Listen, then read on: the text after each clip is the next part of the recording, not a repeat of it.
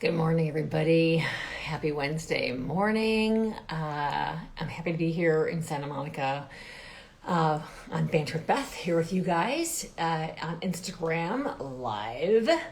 And I have a really fun little thing to show you that's joining us today, even though he's in his crate. Hang on, I'm going to bring it over here and show you. But this is the newest, well, I'll just do it this way. This is the newest addition to our family. Everybody meet Baxter. Say hi, Baxter. So yeah, that happened over the weekend. Along with yesterday, I got to celebrate my 30th wedding anniversary with the executive producer of Would You Hide Me? So that's kind of cool. And yeah, I'm feeling a little worse for wear this morning. We had a very nice bottle of Burgundy and a little too much champagne, but that's just the way it goes when you're celebrating. I am very excited to celebrate with all of you an introduction to my extraordinary associate editor, Lia Lenart. And I'm going to bring Lia on, but then I'm going to really, really brag about her. So let's see here. How do I bring Lia on? I think I go here and then I go there. You'd think I'd know this by now. And hopefully that works. Let's see if that brings Lia on. But Lia is the associate editor of Would You Hide Me? Did that work? Didn't work? No? Oh, there she is. I can hear her. Hi! How's it going? It's good. How are you? I'm good. I'm good. I'm so excited to finally have you on IGTV, on Banter. Yeah. You've certainly watched enough of them and probably edited a few as well. But I'm really excited for everyone to get to meet you and hear about your story and everything. But I'm going to brag about you first, okay? So, because we have some amazing background on you that I want to share. And you're originally from Cambridge. Mm-hmm. You went to Harvard undergrad. I did. Then you went to UCLA to get your master's, and you got your master's in directing. And while you were at UCLA, you got to direct one of the 3 film collaborative projects. Which one did you get to direct? I did one. It was my final year in the program, and it was called The Night, and it was written by our good friend Raina. Nice. Have I not seen this? I wonder if I haven't seen this one. Maybe not. Yeah. What? That's terrible. Oh my gosh. Do you remember who your actors were in the piece? Yes, I do. They were our year, and it was pretty much, we worked with everyone in my year. So let's see. I have to pull up. It's been Well, we'll pull it up. We'll talk about that. That's cool. I mean, if you have the names, great. Yeah. Yeah. But the thing that's so special to me about it is that there's this collaborative program between the directors at UCLA's School of Theater, Film, and Television, as well as the actors. And it's the one time of a 3-year program for both that there gets to be a true collaboration from the writing on down to the, shooting and then the production of it. And so I think that's really unique. But what was the story about? It was sort of a Rashomon tale about a potential assault, and it was told through 3 different perspectives of what happened that night. Wow. Mm-hmm. Girl, and we keep seeing the same event happen from 3 different perspectives until we learn. Right. And it was sort of a noir. I can't believe I haven't seen this. It's terrible. Yeah. I'm dying to see it. And yeah, who are the actors that were that worked for you in the film, that created the characters for you in the film?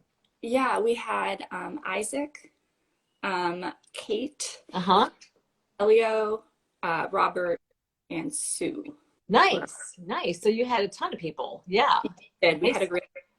It was really such a good time. Yeah. Good. They were just below you.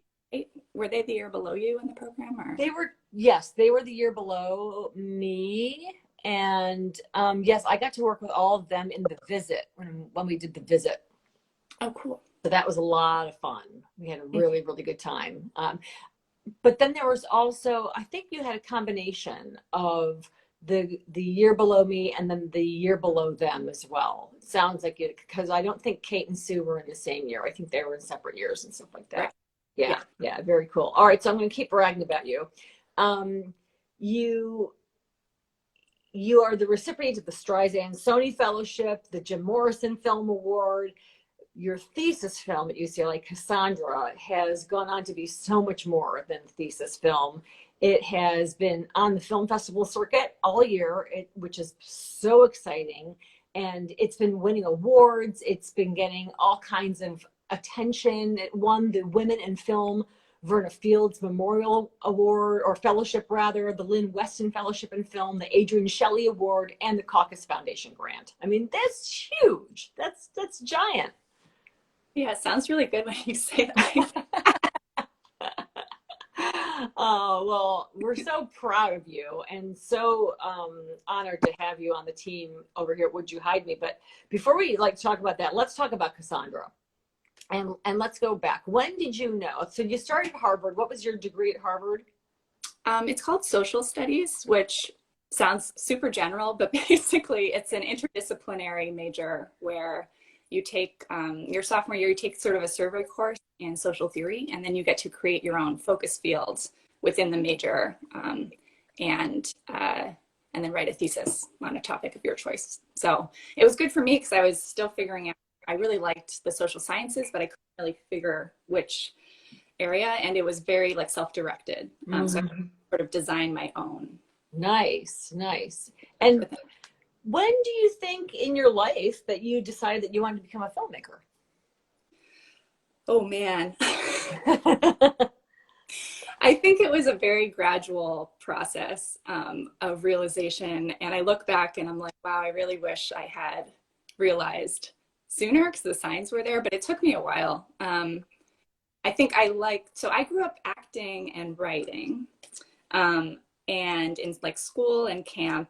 And then when I got to college, I realized like, oh, there are people that write plays and there are people that write screenplays. And these kind of can go together a little bit more than I realized. And I started taking screenwriting and playwriting classes. And then at the same time, I had this other interest, which when I was in maybe 8th grade, my mom introduced me to this documentary called Killing Us Softly, which is about the way that advertising sells us images, like sells us stories about our identity, about success, about what it means to be a man or a woman, or and the way essentially that images tell stories and can tell. You can just tell a story just the way you frame something or put a body in a frame or Sure, sure. So I was also really interested in that, and that's sort of getting back to my major, that's what I designed my major around. I was interested in the way that gender was represented in American media and culture, and I wrote my thesis about the Dove campaign for real beauty, which wow. Yeah, it's a you know it too. It was a campaign that took like second wave feminist arguments against beauty products and beauty advertising and then incorporated them into a beauty product campaign. And it was really sort of revolutionary at the time and very interesting. Okay, so this is exciting because Yeah. my cousin Athena was one of the models for that campaign. Really? Yes. Oh, cool. And I think at the time, what year did that campaign come out? It was like early 2000s. Yeah. So at the time, she was probably in her mid to late 40s. She's a Persian woman that's been living in the States since the 70s. And it was revolutionary that they actually had a woman of color in the campaign. B, that it was a woman of a certain age, which, back around the early 2000s, in your late 40s or even early 50s, was like not only uncommon unless you were doing a senior citizens ad for like whatever, but she's naked in it. And even though everybody in the campaign is covering, you know, nipples and private parts and things like that, they're still naked. And she has a slamming, you know, physique because she's an athlete. And she also owns a bakery, and it's called Silverland Brownies. If anybody's looking for holiday gifts, go to silverlandbrownies.com and you'll find the most amazing brownies on the planet. But additionally, remember when we did our screening last May in Chicago of Would You Hide Me, and we sent it off to the sound editor, Dave? Yeah. Dave is Athena's son-in-law. So, Oh. yeah. So all roads lead back to Dove, right? Definitely. Anyway, so I digress, but please carry on. No, that is so cool. Yeah, I think it's so cool when things come together like that. Yeah, so I always had, yeah, this interest in like the creative parts of filmmaking from like the creative side, but then also I was really interested in like sort of critically analyzing like how do we use images to tell stories, and then and what are those stories that we're sort of telling as a society. And then I had the opportunity to make a short film. I came out to LA and I took a class through UCLA Extension, and I just realized like, oh, all of my interests, like sort of the writing, acting side. I also used to edit short films for my family. For like the holidays, I would just like put together these videos as birthday gifts for them because iMovie came out when I was a kid, so I just got really into that. So yeah, it just felt like all of my interests and my skills sort of came together in filmmaking. Realizing after I graduated from college. And that's what ultimately led me to make more short films and then go to UCLA. I wanted the opportunity to explore that. Sure. And so let's really dive into Cassandra. Cassandra is an incredible movie. Rather than me describing it, I think you should describe what the film is. And I would love to know how you decided that you wanted to make this film in particular, why you wanted to tell this story. Yeah. So the film is a psychological drama about a college freshman named Cassandra who sees the drunken sexual encounter between her roommate, Hera, and her friend, Jason, one night. And based on just the small glimpse that she sees, she feels compelled to investigate whether or not it was consensual. And the film basically follows her over the day and a half afterwards as she tries to understand what happened and what she witnessed, and if she should do something or say something or what her role is to do or say. Right. Yeah. And the original motivation or inspiration was I read a book called Men Explain Things to Me by Rebecca Solnit. And in the book, she talks about the myth of Cassandra, which I had never heard of before. But basically, she was a princess of Troy who Apollo attempted to seduce by giving her the gift of prophecy. And then when she rejected him, and in some accounts, like literally fought him off, he spat in her mouth, cursing her, so that while she would tell true prophecies, no one would believe her. And in the book, someone argues that we, all grow up with this myth of the boy who cried wolf, which is about a boy who lies repeatedly and is believed repeatedly. But we don't grow up with this counterpoint myth of a woman who tells the truth and is not believed. It's just as relevant. And she argued that should be more popular. And I was like, yeah, it should be. I'm going to make a film about this. Be like how to modernize this. And how does this show up in our society? So yeah. That was yeah, good for you. I mean, certainly the timing of your film coming out, do you think it was in part informed by what's happening with the Me Too movement right now? Yeah, I mean, I read the story, and it was in August of 2018, and I think September is when the Harvey Weinstein story broke. So it felt, I was just like, oh, this is exactly what I want to be thinking about right now. Yeah, and I was really interested in telling and really examining, like,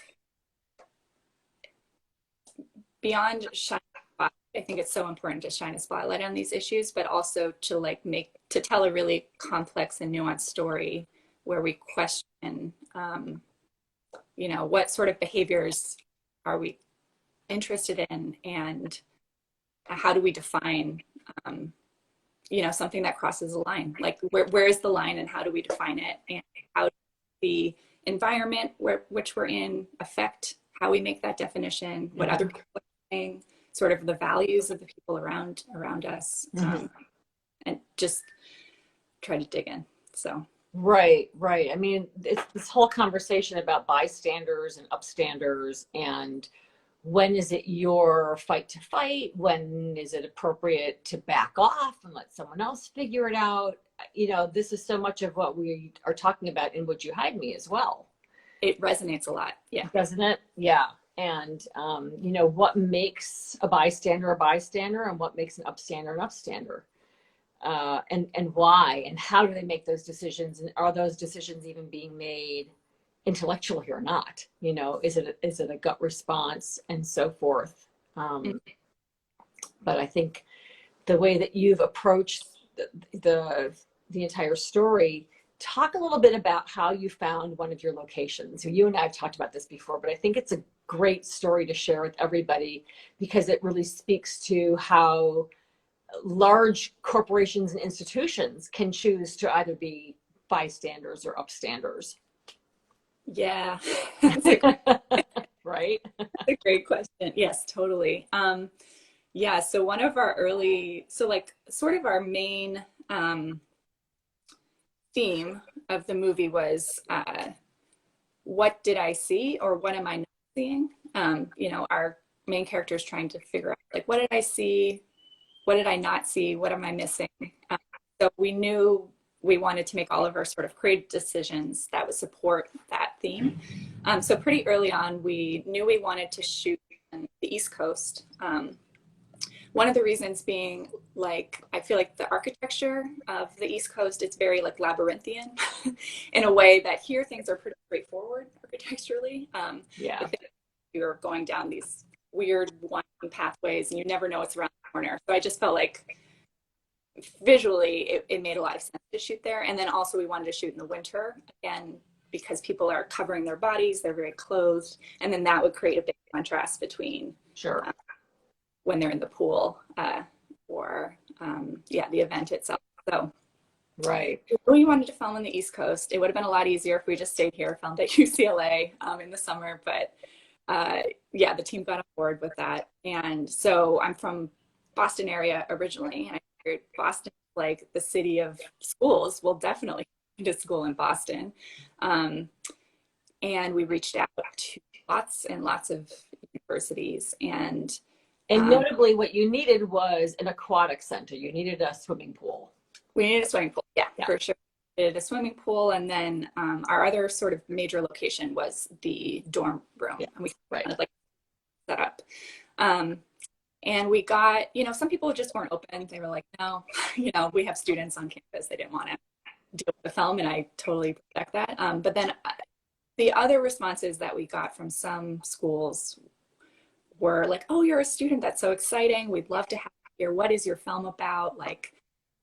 We would say even something along the lines of oh, it's about a girl who sees something. She's not sure what she sees. And we would get oh, well, if she sees a sexual assault, you can't film here. It was that blunt. Wow. Wow. Get to the chase. And sometimes we were very upfront too. We tried a bunch of different approaches, but it was just no, you can't film that. And it was really, I guess, not unexpected, but demoralizing at that time. A lot of universities were coming out with these statements about supporting women and, wanting to not backing it up. Yeah. Yeah. So it was a long process, but then we ended up finding a school that not only we're incredibly supportive. They were like, yeah, film here. And we're like, are you sure? By the time we got to them, we're like, do you want to read the script? They were like, you're not going to be graphic or anything, right? We're like, no, of course not. That's not our intention at all. We really want to tell a nuanced story. Yeah, it's fine. Wow. we had, a big range of responses. Sure, sure. Well, if you want to give a shout out to this particular school for being such an amazing school, you're welcome to. Yeah, I think it's fine. It was Vassar College. I'm Yeah. such a huge Vassars now. I like bought a bunch of Vassar gear. I rock. Nice. um, Nice, nice. Do you know what their mascot is? I wonder what their, I'm going to look up what their mascot is. Just so I we don't can. know the top No, of my I'm gonna find out. Hang on. Let's see here. Vassar mascot. If anybody knows, you can put it in the chat. Uh, what? It's not saying here. Oh, I know what the mascot is. It says, huh, that's so funny. It's not showing up in this right away. So we'll have to post about it later, okay. and see what their mascot is. You The know, brew. something. Yeah. Who Yeah. knows? Who knows? Um, so anyway, I digress. But I really wanted to explore this idea of institutions, or kind of investigate this idea of institutions or corporations or large entities standing behind their word, how they take action, and clearly supporting this film from Vassar. I mean, what an amazing thing for them to really put their money where their mouth is. Yeah, that's something I'm really interested in also, just even obviously studying Dove, looking at the way that a big institution like that supports, the feminist movement. Um, and then also thinking about, yeah, how does a message get filtered through a big institution, and standing up for, or sort of stepping at these big issues have Mm-hmm. big effects on people's individual lives and experiences. So yeah, Sure, sure. And where can people see the film now? definitely resonate with that. Yeah. Where can people see the film Streaming now? through oh sure, it's streaming through KCET, PBS SoCal, their website. Mm-hmm. Awesome. Great. Well, we'll make sure we put it on our website so that people can click the link, or if anybody wants to put it into the chat, that would be great. Go for it. And certainly if anybody has any questions for Lia, feel free to put them in the chat here, and I'll make sure that we get them asked to you. Your role in Cassandra, you wrote it, you directed it. Did you also edit it? No, I worked with a really talented editor at UCLA, Melissa Can, and we worked together on the Nice. edits. Yeah. Right.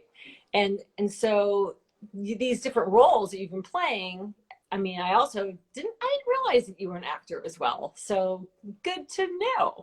And I think it speaks a lot to how you are able to really feel kind of the pulse and the pacing of a lot of things that we're doing here with Would You Hide Me.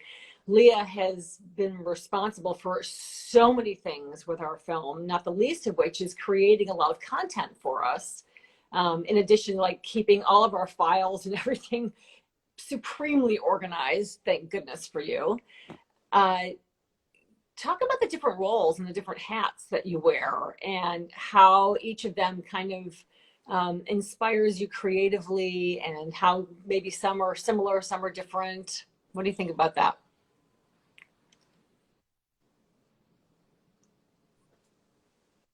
Oh no, are you there? Can you hear me? Can you hear me, Lia? Uh-oh. Can you hear me? Wave if you can hear me. Is it frozen? Oh no. Are you there? I don't know what's happening. Oh dear. Let's see.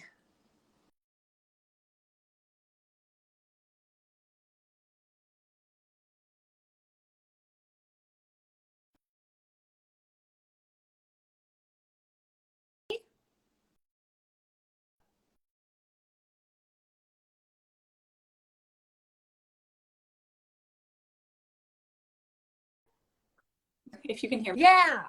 Yeah. I can hear you. Can you Okay. hear me? Yes, I can. Okay.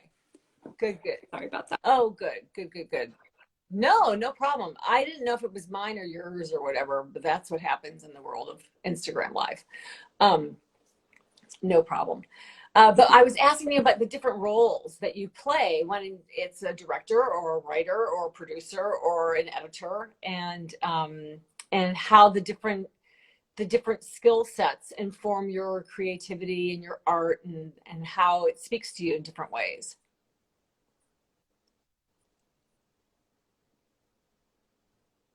Oh no, did you hear the question? Oh, that's such a great Oh question. no. Yeah, I know that's curious Oh what good. you think about that too. I'd love. I did. Yeah, yeah. I think that's such a question. I love different roles as well.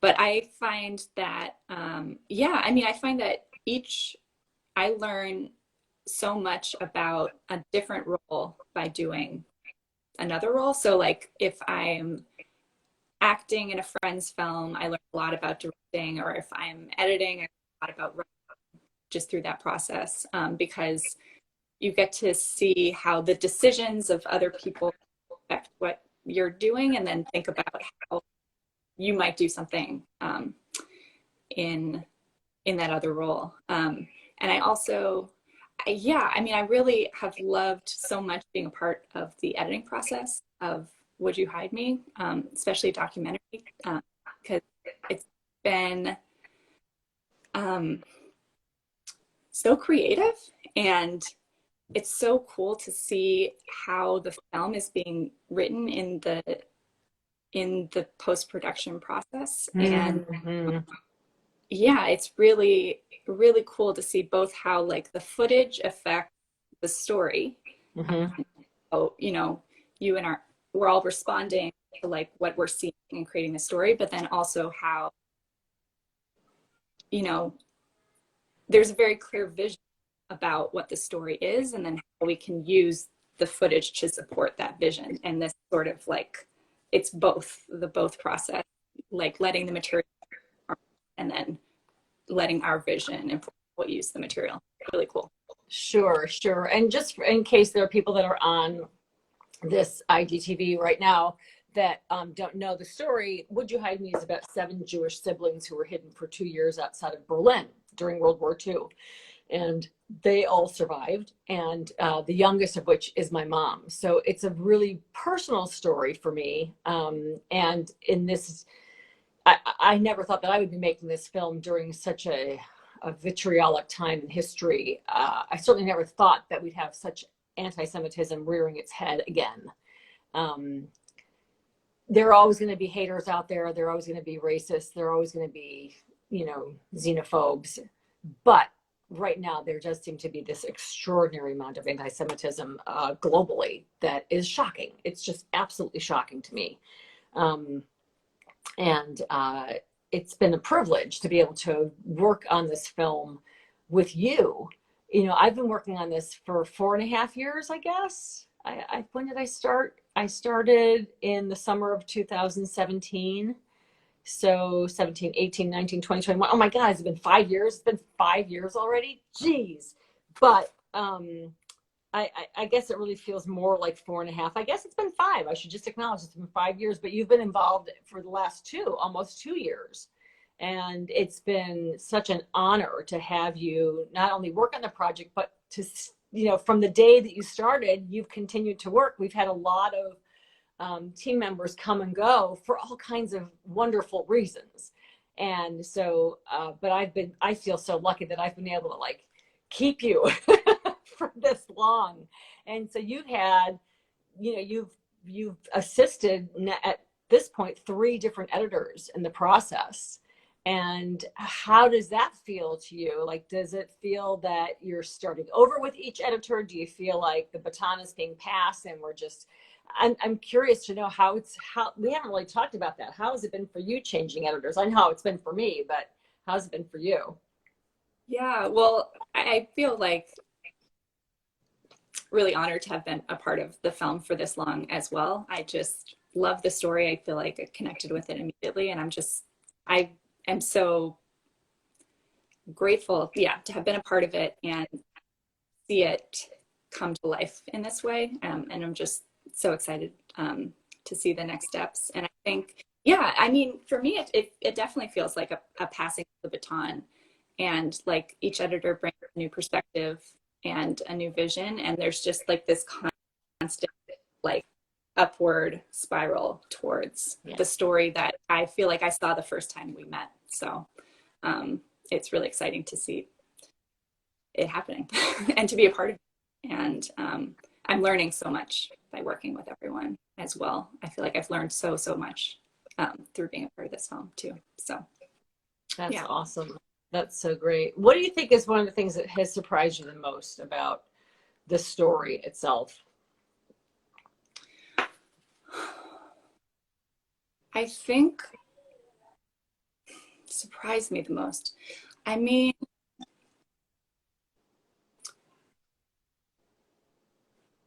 I think just how many like twists and turns there are in the story, and how many, how many people helped, how many people were involved, how many, moments of sort of fate there were, how close, they came to either not being able to stick together or not being able to get to the United States. It just feels like there are so many people help them along the way, and they help each other along the way. It's really, every moment of the story there's just constant twists and turns in their journeys. So and it's incredibly, I feel like, so relatable and universal, the themes as well. I feel really connected to the story and to the character, even though it's outside of my experience.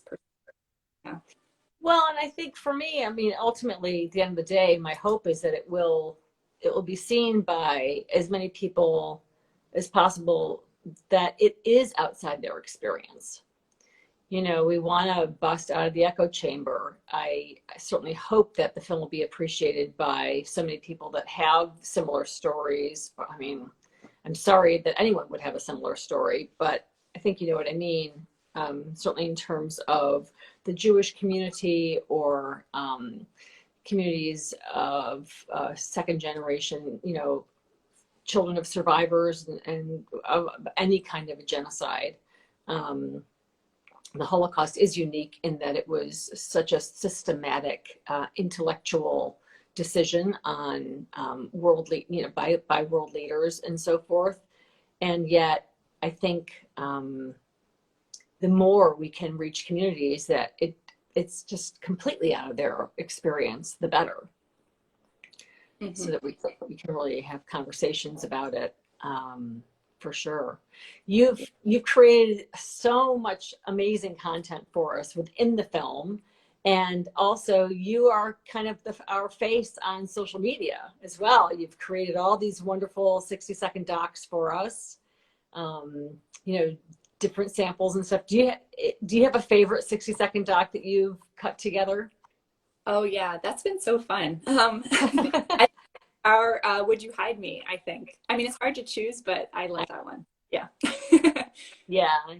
Everybody, you guys can go. You can see it. I think everything's on our Instagram here, or you can go to our website, of course, or to YouTube. It's both our Beth Lane film, and see all these great 60-second docs that Lia has made. I mean, we have over 200 hours of footage. There's no way we can put all of that into a movie. Even if we were to do like a 10-hour miniseries, like you can't put 200 hours of footage in, nor would you want to. But Lia's been able to take some of these gems that we just love, that some may get to the movie, some may not, but that we just don't want to let go of, and that we feel like are talking to the conversation of the day. And some of them have a social theme. Some of them are really just, those clean and dirties are pretty fun.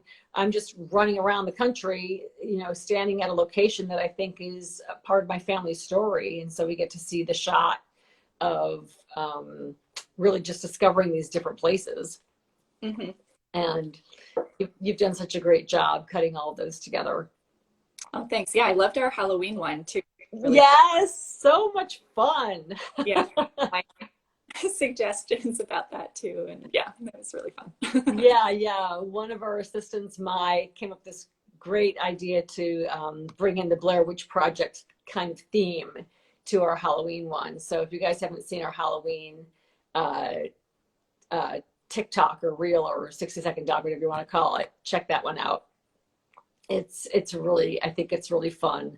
And I think that I would have a hard time picking which is a favorite one, but I certainly Would You Hide Me, that one in particular certainly resonates the most with exactly what we're trying to do here. I'm kind of curious, have you ever had any questions from me that you haven't asked about the movie? Oh, good question. I'm curious. I mean, my understanding has been sort of like a long evolution, sort of, to get to this point, but I'm curious if you had a moment, what your moment was when you really knew, like what was the very, very first moment that you really even thought about making the story, making the film? The film, I mean, I've tried to write about the story for several years in many different iterations, but they were all plays, they were all theatrical, or they were a piece of writing.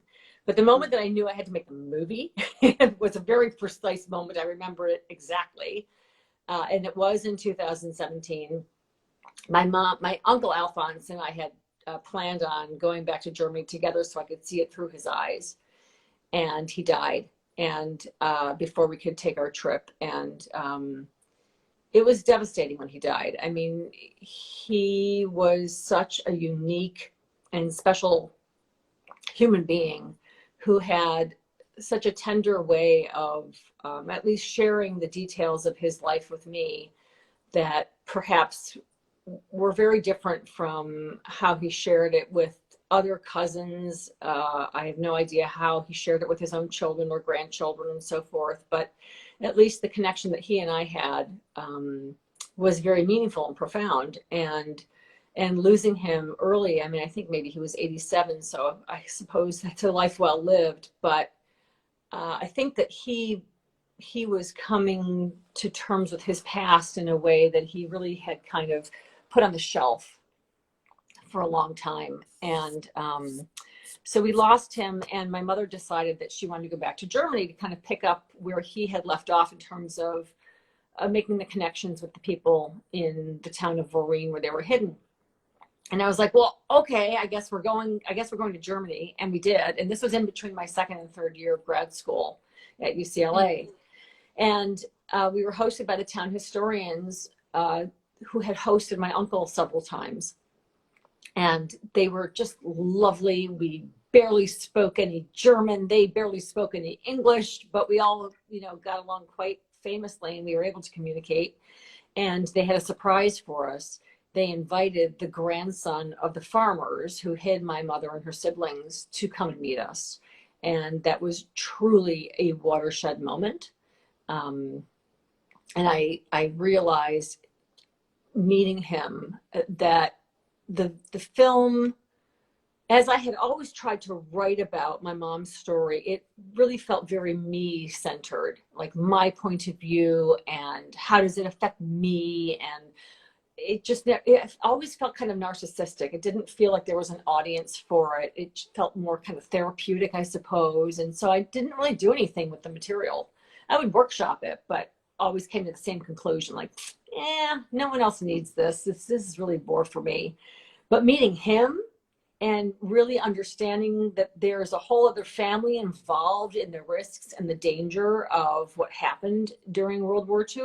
And sure, I had always knew that intellectually, but I think when you're actually meeting face to face with another human being of a different lineage, of the people that actually saved your mother, that I, of course, wouldn't exist and be here if it hadn't been for the Schmidts. But it's quite possible that this man also might not have been there had the Schmidts been caught, found, murdered. If their children, or at least Arthur Schmidt, Paula was his second wife, but he had two children by his first wife. And who knows? Like, you just kind of go down this existential rabbit hole. And so thinking about the possibility that this man that was standing across from me, who was the same age as my brother, might not be here. That is what made me understand that there was this reverse shot. There was this opportunity to really look at it from a very different perspective, and that felt more universal, that felt a lot less myopic. And that was the moment I literally came running back to campus and started knocking on documentary professors' doors saying, please, you've got to help me make this film. I don't know how to do it, and I'm game. I will do whatever you say.